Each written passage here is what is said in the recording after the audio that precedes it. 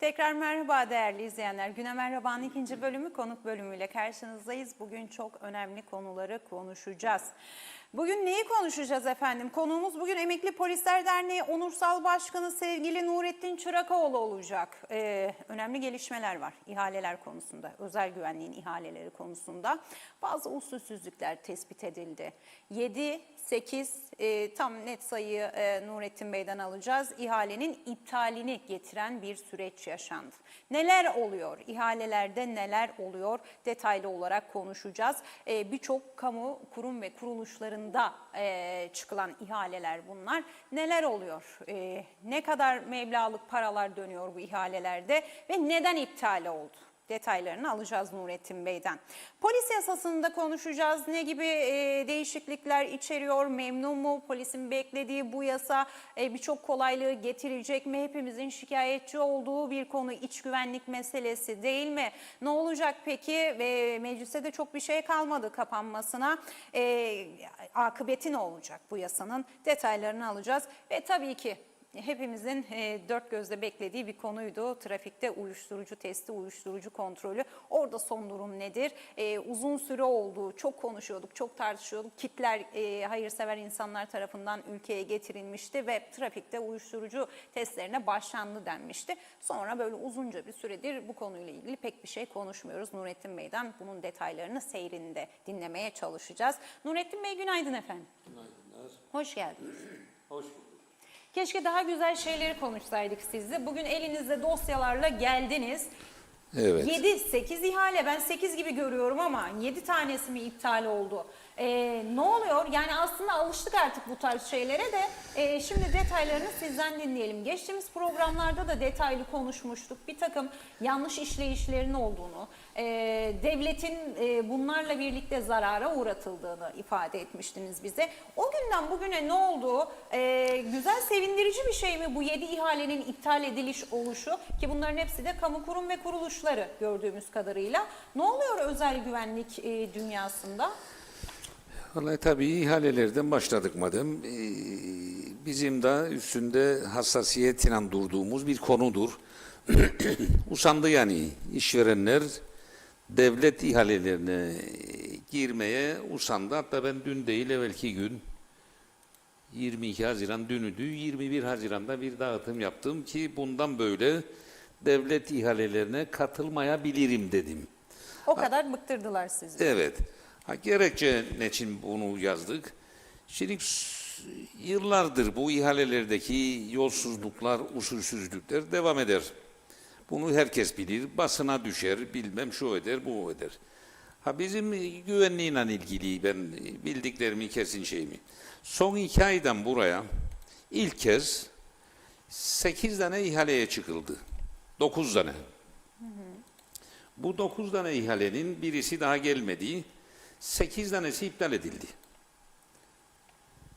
Bir firma kalkar, rekabet kuruluna gider, bir şey söyler, ihale iptal edilir. Ancak şirket olarak biz dosyaları yaparız. Şu kadar her bir dosyadır. İçinde 100 tane evrak var. Geçici teminata, bankaya, dünya kadar. Bu 8 tane şey için 1,5 milyon TL'lik teminat mektubu biz bankalara ödedik. Hepsi iptal edilir. 8 tanesi iptal edildi bugüne kadar. Tabii yalnız bu masraf bankaların teminat mektupları değil. Bunların yanında idare şartnameleri almak için devletten, bu ihalelerden dünya kadar para verin. 200-300 bin lira da ona harcadık. Hepsi iptal edildi. Birine soran ne olacak bu? Yetkili yani ihaleyi çıkan dairenin müdürü bilmem kimi. Vallahi biz de bilmeyiz. Bizim para ne olacak? Yani bu kadar ihalelerde düzensizlik, laşkalık en sonunda dava açacak yani. Yani buna ben neticede hepsine, müdürlerine, ilgili ihaleyi açan kurumun başına dava açacak. Tazminat davası, hukuk davası gitsin gelsin şeye. Tabii bunlar... Kim bu kurum? Rekabet Kurulu. Bütün ihaleler rekabet kurulundan döner. Rekabet kurulu. Rekabet kurulunun işi mi bu iş? Rekabet kurulunun kuruluş yasasında başkadır. Ha benim öğrendiğim eski bir rekabet kurulunda çalışan birisinin anlattığı 16 tane tikli sorucuk varmış kendilerine göre. Onu sen bilirsen de Gakan den ki işte karşı firma buna aykırıdır. Hop ihale iptal edilir. 16 tane. 16 tane. Bunu bilen biri çok rahat iptal ettirebilir Tabii. diyorsun. Hepsi iptal olur. Yani bu sene dahi ihaleye çıkılmadı. Hepsi iptal edildi. Ha bunların birçokları da bu kurumların güvenliğine bakan. Ha ben şirket olarak devlet ihalelerine girmem. Yani bunlara canım sıkılmasın diye. Ancak geçen sene girdiydik, bize verdiler.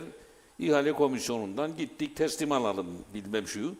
Yok dediler. Rekabet kurulu falana verdi, itiraz oldu. Gerekçe nedir? Gerekçe sen ihaleye çıkan makam Sağlık Bakanlığı'dır. Adresini yazmadın. Lefkoşa yazdın daha doğrusu. Adresini Lefkoşa. Kıbrıs'ta bir tane Sağlık Bakanlığı var. Adresi Lefkoşa. Yok dediler. Sokak ismini yazacaktı. Ve düşürttüler bize 150 personellik bir şey. Gerekçe o. Geçen gün burada bir şey vardır. İptal edildi gerçi. İnat yolcu geri gönderme ihalesi. Nedir bu inat yolcu? İnat yolcu geri gönderme ihalesi demek. Bu üçüncü uyrukluları, çalışma zincirleri, polis gece operasyon yapar. Şeyinle birlikte İçişleri Bakanlığı'ndan yetkililerle yakalar 10 kişi. Kaçak burada. Onları daha önce şeylere kollardı. Cezaevine. Eski cezaevine Ha. sanırım. Şimdi bunları Olduğu için onlar herhalde. Şimdi bunları eski uçak alanında polis karakolu vardı. Hemen girişte soldaydı. Orayı ayırdılar bu iş için. Oraya konular bu kaçakları değilim. Günü geldiğinde, ihracı çıktığında bakanlıktan, para bulunduğunda hemen oraçtan alırlar, uçağa konular, yollarlar. Onun da şeyi, dedik bunun şeyi, inat yolcu şeyi İçişleri Bakanlığı'nın çıktığı bir şeydir. İhale. İhale. Dedik başımıza geldi, araştıralım şeyi, adresi. Adreste ne bulduk? İçişleri Bakanlığı'nın önünde o arazi var, park ederler. O sokağın adını daha koymadılar. Ve parsel numarası yazar orada. Parsel. Yani demeyeceksin Ahmet Hüseyin Sokak. İçişlerinin şeyine, adresine. De parsel numarası yazacaksın. Açtık ilgiliye, bir yetkili onun içinde. Ve bize WhatsApp üstünden arka sokağın ismini yazın dedi. Yani böyle maskaralıklar olur. Ha o bir taraftan da bize işte kaybettin ihaleyi. Ne için? Sokak adını yazmadın. Parsel numarasını yazacak. Böyle bir düzen. Bir de son bu tartışmaların odağında geçtiğimiz programda da siz üzerine basa basa söylemiştiniz. Bir kriter var ki adrese teslim demiştiniz bu Tabii. kriter. Neydi o kriter? Şimdi- 3 yıl üst üste aynı şirketin alması mıydı? Dün mesela, geç onu dün iptal ettirdik. Dün 22 Haziran bir yazı yazdım ben ilgili yetkililere. Şimdi burada çıktıkları şey ihalede işte güvenlik ihalesi dediler ki içinde zeyinname denen bir şey var. Yani normal şartnameyi gider birisi kurdalar, işgüzarlar ve o işgüzarların seçtikleri şeycikleri zeyinname adı altında rekabet kurulu kanalıyla gönderirler bize. Neydi bundan? Durdurttular yani şeyi. İşte son 3 yıldır devlet hastanelerinde görev yapmış şirket olacak. Yahu biz 10 senedir girmeyiz. Bugün belki girmek istediniz. Bugün girecek. Yok dediler. En son resmi yazı dağıtımını da yaptık. Dün akşamüstü işte bize bir cevap yolladılar. 10 günlüğüne iptal edildi ve gelin istediğiniz şeyleri siz de katın. Dedik biz bir şey istemeyiz. Normal ihale olsun şartını resmi yazıyla şey ettik. 10 gün sonra kısmetse gireceğiz. Bilmem artık nedir o. Yani ihalelerde. Ha dün basında çıktı. Ha bizim 200 personelli Yani büyük bir rakamdır bu. Çıkılacak bütün hastaneler. Dün çıktı şeyden tüp taşıyacaklarmış hastanelerden. 152 milyon adrese teslim verildi. Çıktı yani ihaleye. Ancak onu da iptal ettiler. Ha vatandaş bilir bilmez ben ilgili yetkililerden ve soruşturma da açıldı. İptal edildi o. İptal edildi ve Dün basına yansıyan 152 milyon. evet dün basına yansıdı. İhale. 152 milyon iptal edildi ve kim kurdaladıysa bu işleri soruşturma da açıldı. Ha, ÖTÖ oldu. ÖTÖ bu da basına çıktı. Herhalde sizde. Hatta buradan ben de doğrusu şey ettim. Şimdi şey de isteyeceğim sizden. Hangi kurum ve kuruluşlardaki ihaleler iptal edildi? Orada yazılı Şimdi zaten. geçen Önce gün onu ansızdan aktarın. bu şeylerden birisi kalktı yazdı. Özel güvenlik şirketinde neler oluyor? Şimdi bizim şirketin adı Özeldir. Yani Burada da bir yanlış anlaşılma mı oluyor? tabii yani Aslında genel bir şeydir o özel güvenlik ama o zaman algısı biz yaptık geneldir. Ama devlete sizin bunu. özel adınız da Ha, özel. devlete yaptık. İsim 3-4 tane bildirdik. Devlet verdi bize bu özeli. Özel güvenlik sistemleri limiteddir şirketimizin adı. Diğer şeyler geldiğinde örneğin siz kuracaksanız farz et ki özel güvenlik şirketi sistemleri limited diye geçer. Hepsi böyle oldu. Baktık burada bir şey yok. Yani özel güvenlik 3-4 kişi de ama nedir ya ne yaparsınız? Sizin şirket sanırım. Bizim şirketi zannettiler. Açtım ilgili firma. Bu yazıyı yazan basın kuruluşuna. Dedim ay oğlum böyle böyle yapar. Ya bir ben seni tanırım da zannettim senin dişi. Yok oğlum ben 10 senedir girmem dedim devlete. Kimdir? Dedim sor da öğren kimdir. Sordu. Döndü şirketin adını da yazdı buraya. Çalıştırmadığı personel varmış. Bunu şimdi mi bilirler? Yani Mausa'da oldu bu dava. Mausa'da galiba 36 tane personel olacak. Çalıştırmadığı personel varmış da onların parasını da devletten alır gibi yazılar yazdılar. Bunu devlet sormaz. Nedir bu? Yani çok hataları vardır, çok açıkları vardır daha doğrusu. Açık. Yani açıklar. Bir şirket kuruldu 15 seneliktir. 14 senesi zarar ederse devlet hala daha tutar kendini. 14 sene. 15 senedir kuruldu. Bütün devletin ihalelerini alır. Ama zarar mı gösterir bu? Zarar gösterir. Var elimizde şeyler, tüm resmi gazeteleri alırım. Şimdi biz bu konuyu konuşuyoruz ama siz bu işin içindesiniz ve yılların deneyimli bir polisisiniz. Emekli Polisler Derneği de onursal başkanısınız. Burada size biz taviz gösterdiğimiz için bu konuları açıp konuşmuyoruz. Sakın ha yanlış anlaşılmasın. Tabii söz hakkı da doğuyor. Burada herkese ekranlarımız da açık, kapılarımız da açık. Burada anlatılmak istenen şey, ihaleleri sayabilir misiniz? Hangi ihaleler iptal oldu Nurettin Bey? Sizden rica ediyorum. Zaten bir şey olmasa herhalde bu ihaleler iptal edilmezdi diye düşünüyorum. Bilmek biz de sorarız, bize de cevap vermezler ama bizim para gitti. Hazır 300-400 bin lira cebimizden ödedik, girecekti. Olmadı, giremedik. Biri de cevap vermez ama dava açacak. Hukuk davası ilgili kurumun müdürüne. Kimiz? Şimdi sınır üstü yaşam evidir. İskele tarafında bir yer. Lefkoşa Çocuk Yuvası. Kalkanlı Yaşam Evi. Labda Huzur Evi. Engelsiz Yaşam Evi. Bunlar hep Çalışma Bakanlığı'na ait şeyler. Hepsini birden herhalde şey etti. İnat Yolcu demin dediğimiz geri gönderme uçak alanında. Sivil Savunma Teşkilat Başkanlığı. Elektronik Devlet Koruma, o E-Devlet dedikleri çok güzide bir yerdir o. Ve Çinita işte dün de ileri attılar. Girne Akçiçek Akçiçek ve Hastanesi. Yeni Girne Hastanesi'nin bunu da şeydi. 9 tane. 9 tane. 9.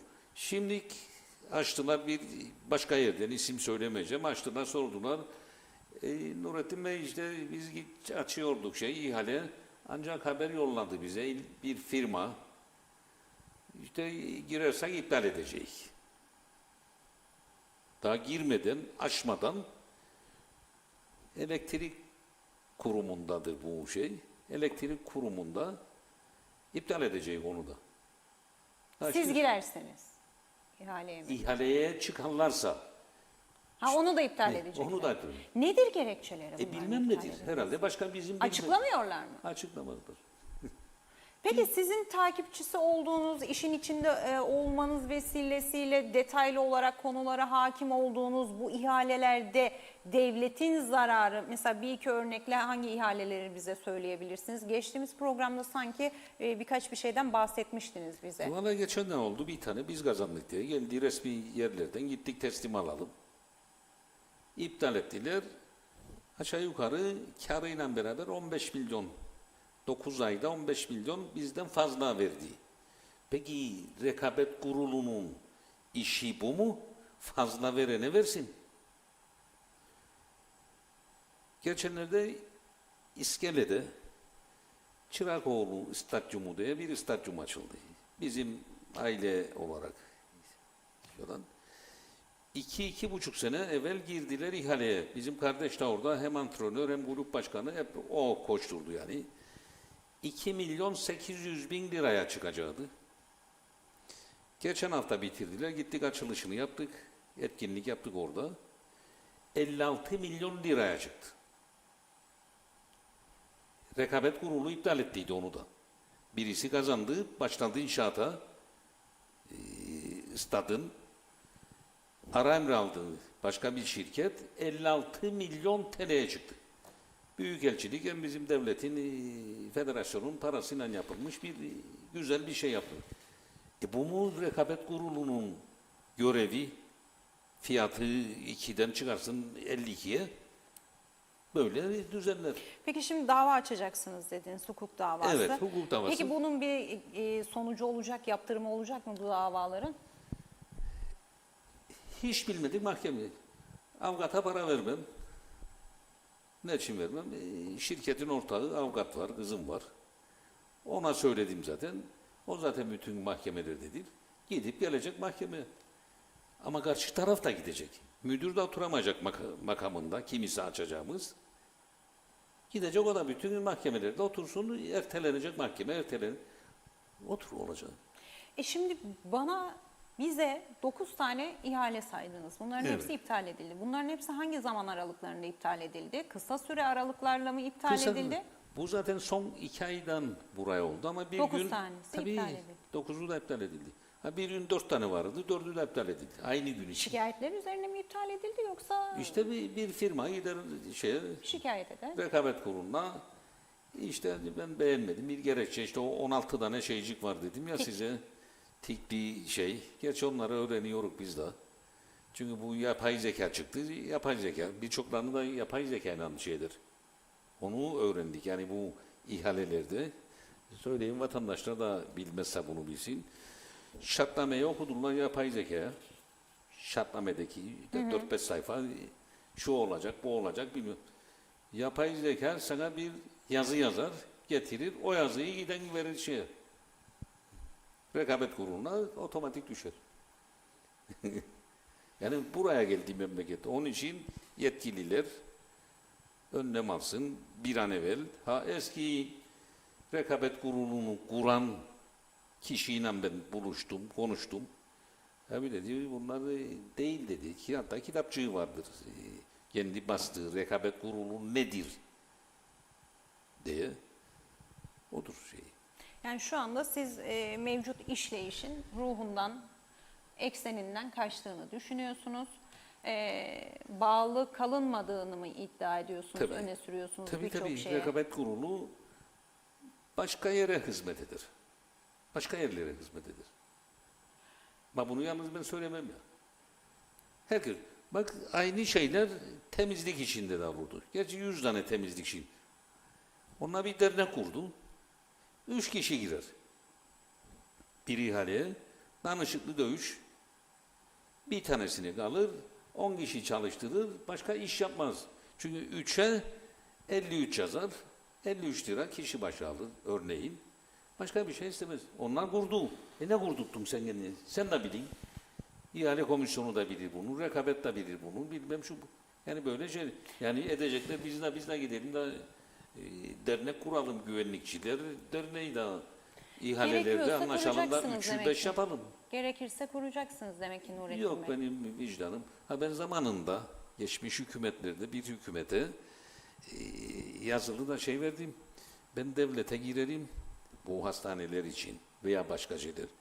Siz hesaplayacaksınız giderini, maaşını, sigortasını, ihtiyaç sandığını, yıllık iznini ve düzensiz mesaisini gece işlediğinde bir düzensiz mesai öderim. Kaç paraysa o kadara ben yapacağım. Ben devletten bir kuruş para talep etmem diye yazım vardır benim. İçeride ilgili illere yazdım. Evet. Şimdi bu özel sadece güvenlik meselesinde değil. Mesela temizlikten de örnek verdiniz. Diğer Evet, konularda da her benzer tarafta şeyler aynı bir yaşanıyor olmalı. anladığım kadarıyla. Burada asıl çatının altına baktığımızda sorunun şu olduğunu görüyoruz. Devletin özel hizmet satın aldığı alanlarda ihalelerde ciddi bunalımlar yaşanıyor Var. ve bu da devlet kasasına zarar olarak dönüyor. Bunu mu Çok. söylüyorsunuz? Onu söylerim. Biz 74'de harba katılmış biriyim ben. Esir'de düştüm. Gaziyim da. Biz bugünler için bunu yapmadık. Bu devletin. Gidişatı da gördük. Hani ne olacağını da tahmin ederik az çok. Biz bunun için yapmadık bu fedakarlığı. Benim gibi yüzlerden insan kiminle konuşsan aynısını söyler şimdi. Onun için bir an evvel hükümetin başta bu ihaleler olmak üzere tüm şeyden biraz çeki düzen versin. Evet. Şimdi birazcık daha bu konuyla ilgili aslında konuşmak istiyorum ama şu da çok önemli. Polis yasasıyla devam edelim isterseniz. Vaktimiz kalırsa yeniden döneriz. Bir şey daha sormak istiyorum ona ilişkin. Çünkü polis yasası da çok önemli. İvediliği alındı. Meclise Evet. sevk edileceği ifade edildi. Dün de Başbakan Ünal Üstel tarafından. Nedir bu? Uzun süredir sizden duyuyorduk. Polis yasasında değişiklik istiyoruz, değişiklik istiyoruz. Sizin istediğiniz ya da buralardan dillendirdiğiniz ki zaman zaman polis örgütü de bunu dile getirir ama çok detaylı açıklamalar Evet. yapmaz. Bazı çevreler çıkar bu çok hassas bir konudur der. Bazı noktalara çok özen gösterilmesi lazım polisin istediği bu değişiklikler noktasında. Ama bugün geldiğimiz konakta ülke iç güvenliği bu kadar tartışılır bir pozisyondayken, vatandaşların tedirginliği en üst seviyeye çıkmışken, yaşanan olaylar bizleri üzerken ve tedirgin ederken bir takım değişikliklerin hayat bulması da kaçınılmaz ve zaruri olarak duruyor kolluk kuvvetlerinde. Çünkü zaten yetmiyorlar. Yettikleri yerlerde de bazen ellerinin ayaklarının bağlandığı noktalar olduğu görülüyor. Sayın Adalıer de çağrıda bulunuyordu. Bazı yasal değişikliklere ihtiyacımız var diye. Neyi içeriyor ve siz en başta olumlu bakıyor musunuz bu yasadaki değişikliklere? Tabii olumlu bakarız zaten bu değişiklikler 10-15 yıl önceden hazırlandı. Hatta hazırlayan o zaman şimdiki Genel Müdür Ali Adaler o hazırladıydı ama o zaman daha küçük bir bölüm müdürüydü. O zaman hazırladılardı ve bakanlar meclise gönderdilerdi. 15 senedir geçmedi bu şeyler. Şimdi dün alınan aciliyet şeyi mecliste. Tabii bir de polisin sıkıntıları vardır. Çalışan polisin. Örneğin terfi sıkıntıları var. Mesaileri var. Barem içi artışları var. Birçok. Örneğin gümrükçüler %100 mesai alır. Doktorlar alır. Sivil havacılık alır. Alır oğlum alır. %100. Yani maaşın kadar da alın. İşte biraz keserler onun içinde bir şeydi. Polis %25 alır mesaisini. 10 günde dolar. Mesai doldurur maaşıyı. Ondan sonra beleş işler. Angarya işler vermez. Onu şimdi şey aldılar. Neden 10 günden sonra dolduktan sonra yazılamıyor mu? Yasalar izin vermiyor mu Yok buna? ama Tüzükler, alarm uygulama. olduğu için çağırdıklarında göreve mecburdur. Gider fakat mesai yazamaz. Yani şimdilik burada onu işte aciliyetle dün aldılar. Bundan sonra polis %50 mesai alacak. Yani yükselttiler gene %100 değil de %50 biraz Ama daha fazla. %25 de değil. Evet. %50. Güzel. %100 artış oldu falan. Efendim terfiler. Terfilerde birçok sıkıntı vardı. Örneğin ikimiz aynı gün polis olduk. Aynı gün sınava girdik. İkimiz de geçtik sınavları. Hükümet dedi bir tane çavuş yapacağım. Seni mi yapacaklar, beni mi yapacaklar? İkimiz de geçtik her şeyi. Hani şimdi onu ne yapıyorlar? Barem iş artışı verecek. Sana verecek çavuşluğu. Sen gözünden görünen çavuş oldun. Maaşın biraz artacak. Ben alamazsam ama geçtim sınavlarımı ben de barem iş artışı alacağım. Yani bir ücret de alacağım. Yani ben de geçtim. Oradan cover edilecek. Onunla haber ediliyor. Bu çok güzel bir şey oldu. Polisin yıllardır söylediği inşallah Yalnız bu bahsettiğiniz özlük hakları ile ilgili özlük şeyler. hakları. Yasal vatandaşı, toplumu ilgilendiren ne gibi değişiklikler Toplumu ilgilendiren. olacak? Mesela 15 sene evvel yazıldı meclise. Şimdi işte onu da alıyorlar telefon dinlemesi. Teknik takip. Teknik. Şimdi herkes telefon dinlemesini. Zaten gece gündüz polis dinleyecek. Öyle bir şey yoktur. Yasayla onu bağlarlar. Yargıç Ve olacak. mahkeme kararıyla Mahkeme yapılır, değil kararı mi? olacak. Savcı olacak işin içinde. Polis olacak. Bir ay dinleyeceğim diyeceksin. Bir ay ondan sonra o iş biter falan. Bunlar yapılacak. Örneğin bir ağır suçtan adın geçer ama polis bulamaz bir şey. Değinecek seni. Uyuşturucu işi değiner. Oradan bulursa seni alacak koyacak mahkemeye orada. Yani bir buna benzer bir yasa değişikliği ister. Bir muhbirlere ödül. Muhbir. Şimdi bizde ödül yoktur. Var da dersen hadi 2.000 lira vereceğim sana. 2.000 liraya kimsesi gelmez de satsın o birini. Cidden falan yaptı bu soygunu. Ama onun yükseltecekleri o parasını daha fazla Teşvik. teşvik etsin Bu diye. sistem kullanılıyor mu dünyada? Tabii. Eskiden de kullanılırdı. Kıbrıs'ta kullanıldı. Yani ben çalıştım. İşe yarıyor yani. Tabii yarar. Ben görevdeyken kullandım bu şeyi ve para verdik muhbire. Eski eser yakalattıydı bize o zaman ve para verdiydik muhbire. Yani teşkilat verir. Yani öyle bir şeyleri vardı fonları.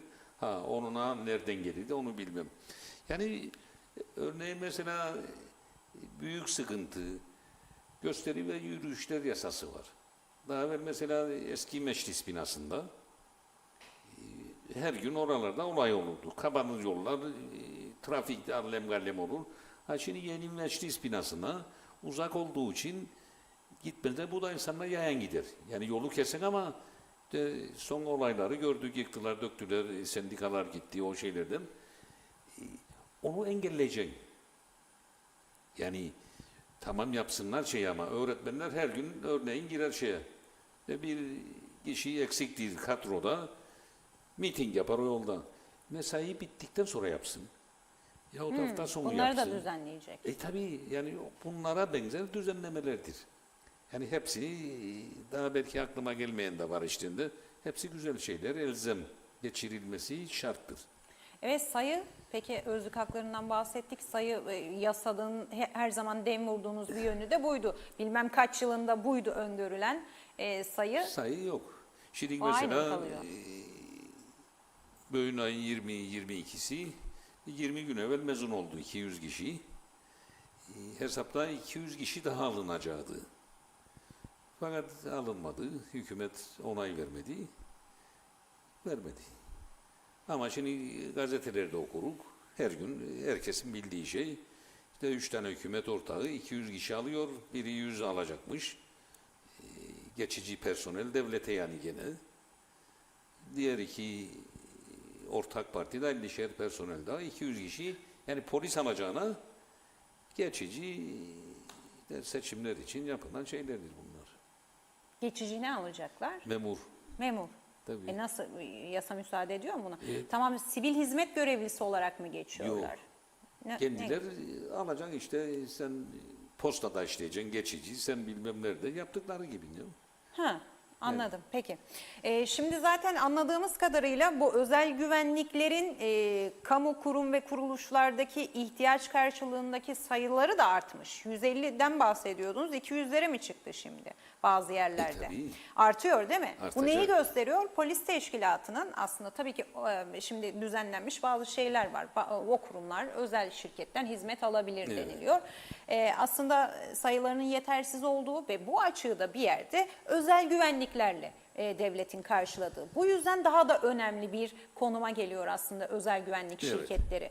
Bir kere denetlenebilir olmaları çok önemli. Güvenlik, yani güvenlik polisin dışında, resmi bir kurumun dışında. Evet. Gerçi siz de birçok yasaya, tüzüğe tabisiniz, hesap vermek zorundasınız vesaire vesaire. Bazı olumsuz örnekler yaşamıştık geçmişte özel güvenlik. Şimdi bu özel güvenlik olgusu çok geniş bir olgu. Evet. Sizin de şirketin adı bu olduğu için yanlış anlaşılmalar olabiliyor zaman zaman. Ancak bazı işte barlarda, diskoteklerde hayatını kaybeden insanlar oldu. Bu özel güvenlik adı altında korumalık. Şimdi tanımlarda da ciddi bunalımlar var değil mi? Böyle gride kalan yerler var. Bu konu çok önemli değil mi? Yeniden bir ele alınması gerekiyor mu sizin de teşkilat Vallahi yakında düzenleyen özel yasal güvenlik zemini? yasasında bir değişiklik olabilir. Bazı çalışmalar var. Ha bizim karşı çıktığımız olaylar var. Yazdık, çizdik ilgili yerlere. Örneğin en basiti. Gece kulüpleri. Güvenliği var. Ne eğitimi var, ne vatandaş. Kimse bilmiyor oradaki Çünkü kişinin ne yasa olduğunu. nedir? Lise mezunu olacaksın, KKTC vatandaşı olacaksın, polisten eğitim göreceksin. Devlete vergi verin, 50-60 bin lira. Giden 22 gün poliste özel güvenlik dersi verin. Kitabı var, sınava girin, geçersen olur. Örneğin kumarhanelerde, bütün otellerin kumarhanesi var. Şimdi çalışanların hepsi kaçaktır. Ancak yasada, güvenlik yasasında ne geçirdiler? Biz ona da ters verdiydik ancak hükümet verdi gene ne? Güvenlik birimi adı altında 10 tane personele kadar çalıştırır. Yani ama şirket sahibi der vatandaş olacak. Peki ben şimdi sorarım. Bankalar yapar bunu. Güvenlik birimi kurar. Alır kendi eleman çalıştırır. Özel güvenliğe vermez. Peki bankanın sahibi kimdir? Vatandaştır. Hadi yerli bankaların tamam. Şube bankaların değil diyorsun. Şube bankaların Şimdi yabancıdır. bizde Türkiye gibi de değil mi? Bu özel güvenlikte silah taşıma izni silahsız. Yoktur. Bizde yok. Bizde yok. Bizde yok. Bu iyi bir şey mi? Vallahi silah taşıma vatandaşlar ters bakar silah taşımaya. Ha bugüne kadar da bizim izinli tabancalarla cinayet galiba bir tane ya 2 tane oldu. Yani bugüne kadar. Yani birisi bir cinayet işleyecekse, birisini öldürecekse silahla kaçak gider bulur bir tane. Alır onunla vurur ki yakalanmasın. Çünkü izinli tabancaların İV ve setlerinden poliste örnekleri var. Yani mermi bulunduğunda 2 dakikada seni tespit eder falan vurdu der. Ama yarın bunlara şey etmezsek herkes kaçak tabanca alacak. Bu tetikçiler meselesinde ilgili bakan da çıkıp o zaman böyle bir açıklama yapmadı mı? Bunların hepsi kayıt dışı tabancalar. Kayıt dışı. Doğal olarak kayıt dışı tabancalar olacak. Öyle yasa dışı işlerde tabii, kullanılan budur. tabancalar. Bir de bu tartışılan şimdi şeye de gelmek istiyorum. Yavaş yavaş programın sonuna da geliyoruz da. Ülkedeki tabanca sahibi olma koşullarını nasıl buluyorsunuz? Çok tartışılan konulardan biri de buydu biliyorsunuz ki. Hatta bir dönem çıkıp bir milletvekili de dedi ki ne yapsın iş insanları dedi. Artık kendilerini koruma adı altında silahlanıyorlar. Ve bunu normal bir dile getirdi, kamuoyuna açıkladı. Tartışmalar da beraberinde geldi tabii ki akabinde. Hükümetten sürekli bir sayı isteniliyor. Kaç kişide tabanca var, kaç kişiye verdiniz? O ayrı bir tartışma konusu olarak duruyor. Nurettin Çırakoğlu, yılların deneyimli polisi ve Emekli Polisler Derneği Onursal Başkanı Çırakoğlu bu silah izinleri konusunda ne düşünüyor? Şimdi bir şeyi itiraf etmek gerekirse 1991'den önce teşkilattan kalan yani TMT'den kalan bazı izinli tabancalar vardı. O yaşlı insanların gider biz kontrol yapardık onları. De zamanında teşkilattaydı. Teşkilat verdi gene. Ondan sonra almadı. Onlardan vardı. 1991'de ilk özel izinli tabancayı alan 3 kişiydik. Yani ben getirdim gündeme. O 3 kişi aldık. Benim hatta bir numara yazar benim izin belgemde. O zaman aldık. Aslında o zamanın genel müdürü yapma dedi, ileride dedi sorun çıkacak. Biz de yasayı gösterdik gene. İşte yetki de sendedir efendi. Genel müdür sensin. Sen gayet yapan, sen iptal eden bu şeyleri. Ondan sonra o duydu, o bir arkadaş duydu. İlk polisten başladı yani bu şeyler. Sonra döndü vatandaşlara. Bu duruma düştü. Şimdi bu durumda eline silah, av tüfeği bile alamayacak kişiler tabanca aldı. Hükümet verdi. Taraftara döndü yani bu. Partili işine dön. Karşıyık. Şimdi karşıdır bu işler. İyi değil. İş biraz çığırından çıktı mı? Çıktı. Rayından çıktı yani Çıktı, bu silah çıktı. izinleri konusunda. Çıktı. Türkiye'de son bu yaşanan okul saldırıları sonrasında bu konunun üzerine çok eğlenildi. Yasal bir takım değişiklikler yapıldı. Ruhsatlı silah sahibi olma noktasına zorlaştırıldı. Özellikle ayrı psikolojik bir takım testlerin çok ağır sirayet ettiğini gördük son yapılan değişikliklerle birlikte. Mesela bizde var mı böyle psikolojik yönüyle ele alınıyor mu bu izinler Yok verilirken? o kadar bizde şey yoktu. Neye bakılıyor Nurettin Bey? Ben diyelim ki gittim başvurdum. Her canı isteyen gidip başvurup silah edinebilir mi? Edinebilir. Bir gerekçe vesaire sunmasına Kimisi gerek yok. işverenim der.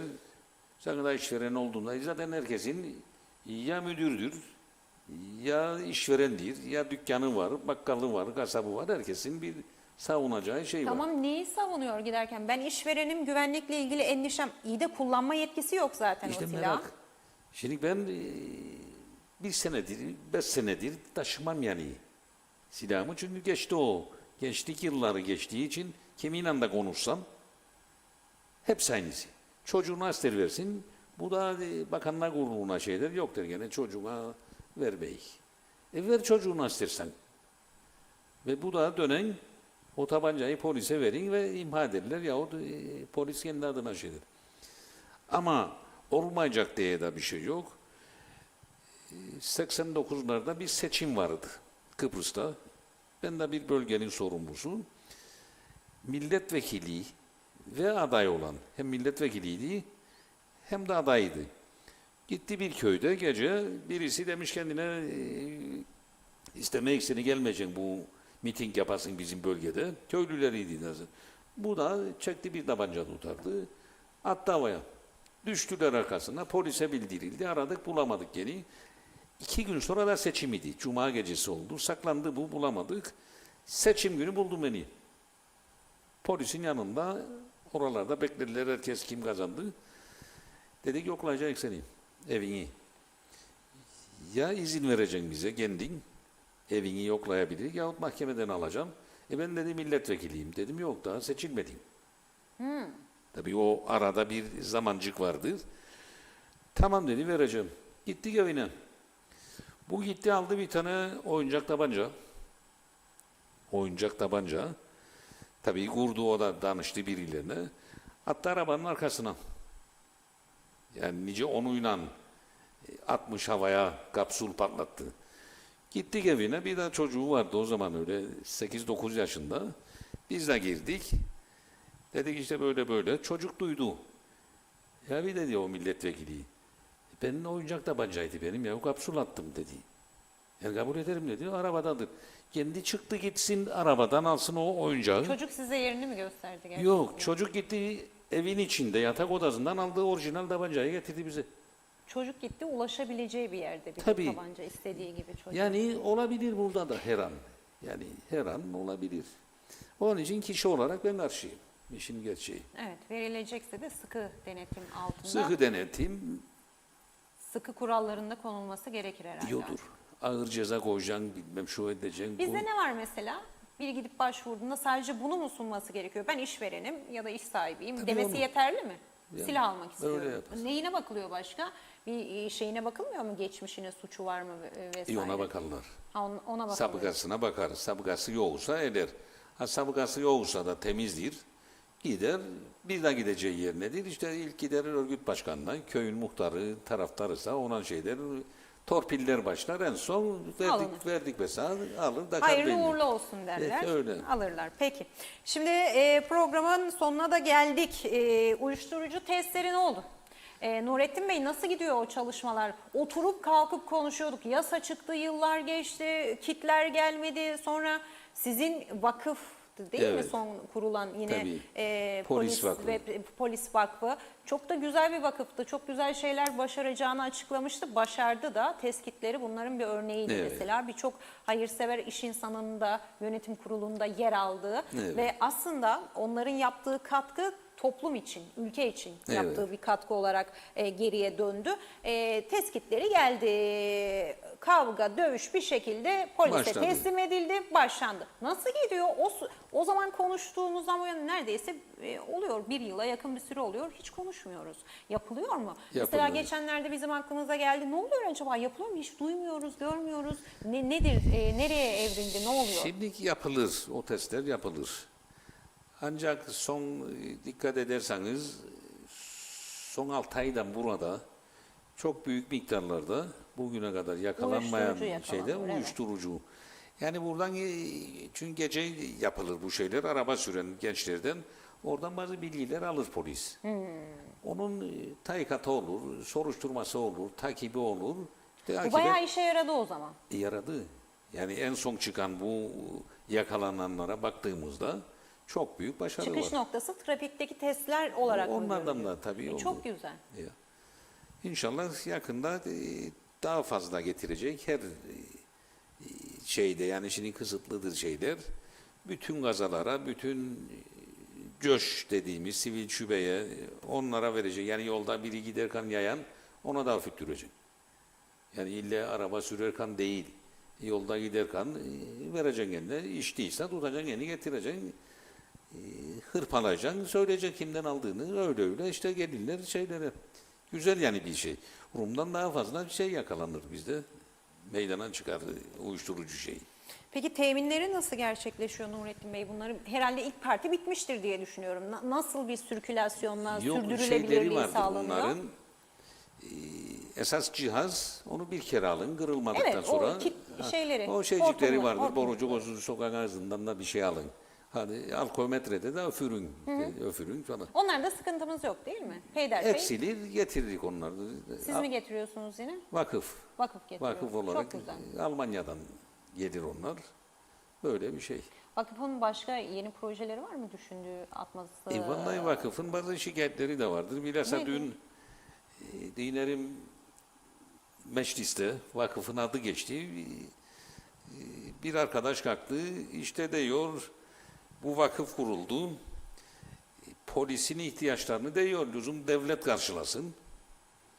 Ama çıktı bu vakıf nereden çıktıysa 4-5 tane işveren herhalde bir çıkarları var. Biraz önce dedim yani çıkarları toplumun çıkarları herhalde. Herhalde çıkarları var. Çünkü onun hepsi için. rahatsız iç güvenliğin tedirginlik yaratıcı boyutundan. Bilmiyorum. Hadi, şimdi en büyük şey, hatta onu da kestiler, onu da söyleyeyim buradan. Gerçi baştan gideceği. Tabii vakıfa para devletten gelmezse, yani devlet derken, örneğin sigortacıların bir birliği var. Sigortacılar. Sen çıkarın sigorta, ben çıkarırım hepsi. Aslında orada büyük de bir para var. Çünkü hiçbiri almadı o parayı. Şimdi onlarla görüşüldü. Onların yetkilileri, yönetim kurulu dedi tamam ya, madem böyle bir vakıf kuruldu, biz de poliseden çok yardım görürük. Kaza olur, polisten Evet. şey alırlar, rapor alırlar, ona göre öderler, bilmem şu bu. %30'unu, yani yılda 110 milyon liralık bir para birikir oraya. %30'unu biz vakıfa bağışlarız. Yönetim kurulu karar aldı. Bildirdiler bize. Dün onun yasası için bir şeyler söylendi şeyde. Mecliste. Mecliste vazgeçmişler. Biri hayladı kendilerini. Gittiler, hayır dedi biz vermeyiz. Tamam verme. Yarın ne olacak? Yarın da senin sigortan gittiğinde ben olsam polis, biz polis değiliz, biz vakıf. Her istediğin şeyde, rapor istensen benden gaza nasıl oldu? Vereceksin bana 5.000 lira. Öyle, sen bir sigortayı alın, benim arabanın sigortası 100 kusur bin lira ödedim ben. Sen rapor isteyeceksin benden de 5.000 lira vermeyeceksin. 3.000 lira. 3.000 lirayı vereceksin bana, ben de sana rapor vereceğim. Öyle olacak yarın. Nasıl? Sen kendi polisin yarısı zaten trafiğe işler, sigortalara işler. Mesela biz yarın düşünürük 10-15 tane motor alınıyor polis trafiğe. Çünkü trafik çok trafik olduğu için. Vakıf mı alıyor? Vakıf. Drone alıyor. Zaten 10 tane drone aldık. Trafiğe de alacağız. Gidemediği yerde polis. Çünkü tıkanır yol gidemek arabayla. Evet, drone uçuracak. Motor alacak. Motorla gidecek. Drone da çıkacak. Hemen oradan polis girecek. Yukarı çıkacak. Çekecek fotoğraflarını. Onlarla İşler hızlanacak aslında. hızlanacak, açılacak yol. Bunu sen sigortacılar olarak geri tepersen yarın bilmem. Ben olsam polisin yerine çok acı reçete. Düzenleme yaparım diyorsunuz. Öyle. Peki. Nurettin Bey çok teşekkür ediyorum. Dilinize, emeğinize sağlık, değerli katkılarınıza sağlık. Umarız bu ihalelerdir, usulsüzlüklerdir. Artık bir daha konuşmayız, bir daha İnşallah. görmeyiz. Dediğim gibi siz ilgili bir şirkette sahibi olduğunuz için, işlerin içinde olduğunuz için yakın takip edip bunları gündeme getiriyorsunuz. Yoksa ben inanmıyorum. Ben öyle olduğuna inansam zaten sizinle program yapmazdım. Kendi şirketinizin arkasında durarak fayda sağlama amacıyla değil, sizin burada anlattığınız, dile getirmeye çalıştığınız şeyler. O yüzden ben ona inanıyorum açıkçası. O yüzden çok önemli olduğunu düşünüyorum. 9 tane iptal edilen son 2 ay içerisinde mi dediniz o ihaleleri? 2 ayın içinde. Bunlar çok ciddi şeyler. Böyle ihalelerin iptal oluyor oluşu çok sık bir Yani şekilde. ben bu sene bunlara giriyorum ihaleye. Devlette benim çalışanım bir tek personel yok. Özel sektörde, ciddi yerlerde, özel sektör ciddi yer demektir. Özel sektörde 70-75 tane yerde güvenliğine biz bakarız. Neden bakarız? Yalan dolan yoktur da onun için. Onlar da bize verir. Yoksa beni sevdikleri için değil ya bu iş. Odur. Evet, Ama sadece- devlette maalesef böyle oldu. Sadece iş insan gücü fiziksel olarak değil, birçok teknik olarak da güvenlik ile hizmet verdiğiniz yer var değil mi? Tabii. Bir de bunu söyleyeyim. Son Geçenler nerelere geldi? Geçtiğimiz günlerde karakollara X-ray'ler yerleştirileceği ifade edilmişti. yerleştirildi. Öyle mi? Onu da vakıf aldı. Çok Tüm güzel. müdürlükler ve karakolların girişlerinde X-ray vardır. Karakola gireceğinde üstünde bir çacık benim cebimde şimdi bir tane bu kadar bıçağım var. Alışkanlıktır bu. Veyahut korsem var girerken bana da alarm çalar. Korse de öter. Korsede de öter. Birçok şeyde öter. Yani Güzel, İyidir. vakıf da güzel işler yapıyor gördüğüm kadarıyla. yaptı çok güzel Daha güzel işler. işlere de inşallah vesile olursunuz çünkü ihtiyacı var. Geçenlerde meclise çağırdılar beni bir konu için. Gittim ve oradaki heyete, bakanlar, milletvekilleri, komite başkanları da bu konulardan da konuştuk. Dedim diyorsunuz bizi robot güvenlikçi getiriyorum. Galiba ilk defa duydular. Nasıl robot? Çıkardım zaten eğitimine de gidildi bunun. Resimlerini cep telefonundan gösterdim. Aldılar, incelediler daha. Ne yapacak robot güvenlik? Robot güvenlik ne uyur, ne sigorta ister, ne maaş ister. Hiçbir şey istemez. Ne yıllık izin Teknoloji ister. buraya kadar geldi yani. Tabii gittik eğitimini aldık. Eğitimini aldık. Yani bunun içine bize burasına deseler kaç tane güvenlikçi ister? 3,5 kişilik bir masraf isteyin. Yani 250 bin lira. Karını da kon 270 bin lira. Ayda vereyim. Biz yaptık hesabımızı. Adama diyecek 100 bin lira. 24 saat sağ bunun içini şey edecek. Yahut evin var. Avlunun içine köpek bile girse gider onu teslim alır. Sana fotoğrafını yollar. Teslim alır. Giden alın köpeği getirin eve. İnsan da aynı tabii. Yani bunu Peki getirebilecek misiniz yasal altyapısı vesairesi yasal müsaade edecek mi buna? serbesttir. Ne için ben Serbest. evimin içine kedi alırım. Ben evde bir ayda kedi beslerim evimde. Bazısı köpek besler. Ben bunu alırsam yasaktır. Değil. Peki. Yoktur yani, Merakla yasası bekliyoruz. yok. Merakla bekliyoruz. Nasıl bir şey Tamam. olacak? Ne zaman gelecek? Bilmem yani bunun. Çalışmaları var. Hatta mecliste de ne dedi arkadaşlar orada? Ya Nurettin Bey bunu getirirsen işsizlik olacak. Güvenlikçi almayacaksın. Ama Dedim bütün almayacağım. alanlarda Ne böyle yapalım? artık. Siz de bu kadar sıkmayın. Doğru dürüst bir şey yapın. Da bu çalışan personel de kalsın.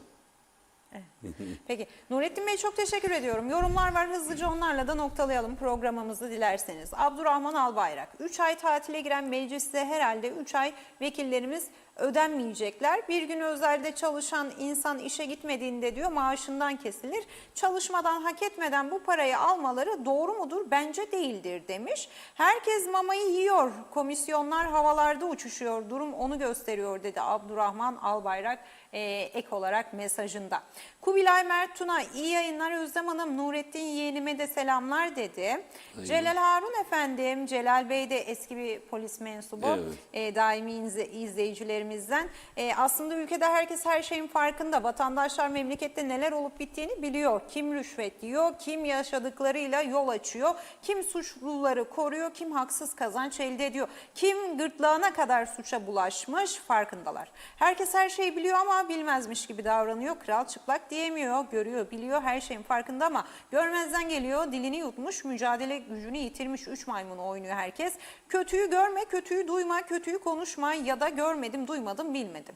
Peki böyle yaparsan sorunların diyor nasıl çözülecek? Kendi kendine söylenerek sıkıntılarını çözemezsin. Memleket kötülüklerden kurtulamaz. Bir de korku hakim olmuş dedi. Korkunun hakim olduğu o günler hortladı adeta. Tabii ki bir de çok sayıda insan statükonun bir yerinden tutuyor. Küçüklü büyüklü tuttuğu parçaları bırakmak istemiyor doğal olarak diyor. Ve efendim hep birlikte yanıyoruz. Daha haberimiz yok. Tek bildiğimiz dost sohbetlerinde yakınmak, kendi kendine söylenmek, söylenene yok oluyoruz işte böyle dedi. Hasan Aşçıoğlu efendim Nurettin Bey terfi sisteminde en son yapılması gereken mülakat birinci yapılıyor. Sıkıntı işte burada. Geçmiş yönetimler mülakata zamanında terfi vermek istedikleri kişileri birkaç cümlelik cevabı olan soru sorarken istemediklerine ise diyor sayfalar dolusu cevabı olan cevaplanması imkansız sorular soruyorlar. Öncelikle mülakat sisteminin değişmesi ve eleme olmaktan çıkarılması gerekir dedi. Meral Çimendal bizlerle sevgili anneciğim günaydın iyi yayınlar dedi. Teşekkür ettik. Ne diyorsunuz bu mülakat yorumuna? Onunla da tamamlayalım. Şimdi eskiden daha değişik. Doğrudur söylediğim. Yakında o da değişecek. Ancak şimdi mülakatlar olduğunda eskiden ne oldu böyle şey? Şimdi mülakat oldu. Komisyon oturur 5 kişi orada. Çağırırlar mülakata girecek olan polisi değilim. 2 tane de kamera var yukarıda. Önceden sorular hazırlanır, bir zarfçıkların içine konur, bir şeyin içine atılır. Personel gider kendi eliyle onu çeker. Yani hangi soru gelir bilmen sen onu. O tüpün içindeki şeyi çeker, açar, verir heyete. Heyet onun üstünden sorar. Şayet bilmezse ve buna terfi verirler. Birisi şikayetçi olduğunda gider birinci kameralardan izler. Ne dedi? Sorduğunuz siz kendine bu soruyu. Ne cevap verdi ona göre, ne puan aldı ona göre şeydir. Düştü geçmişte bu tip şeylerden mahkemelere gidildi ve düşüldü terfiler. Ancak şimdi o kadar kolay değil. Yani şimdi bir düzene girdi son zamanlarda yani son şeyde. Peki. Nurettin Bey çok sağ olasınız. Teşekkürler. Eyvallah teşekkür ederim. Kendinize iyi bakın. Sağ olun. Evet değerli izleyenler bugün de Gün Ömer Raba'nın sonuna geldik efendim. Yarın saatler 8'i gösterdiğinde gazete manşetleri 9 sıralarındaysa konuğumuzla birlikte karşınızda olmak dileğiyle. Hoşça kalın, sağlıkla kalın ama en önemlisi tabii ki umutla kalın.